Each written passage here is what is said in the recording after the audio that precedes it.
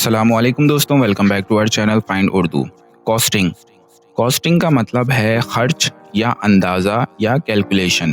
Costing का मतलब है किसी प्रोजेक्ट, चीज़ या सर्विस का टोटल खर्चा कैलकुलेट करना या उसका अंदाज़ा लगाना।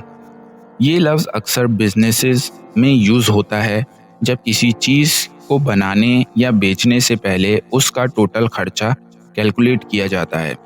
कॉस्टिंग के ज़रिए हम ये जान सकते हैं कि कोई चीज़ बनाने या ख़रीदने में कितना पैसा लगेगा। ये डिफरेंट कॉस्ट जैसे मटेरियल, लेबर और अदर एक्सपेंसेस को कवर करता है। कॉस्टिंग बिजनेस प्लानिंग में ज़रूरी होती है क्योंकि इससे प्रॉफिटेबिलिटी और बजट का पता लगता है। फॉर एग्ज़ाम्पल, कंपनी ने नए प्रोडक्ट्स की कॉस्टिंग की प्लानिंग की। The costing of the new project was calculated carefully. नए प्रोजेक्ट की कॉस्टिंग को एहतियात से कैलकुलेट किया गया।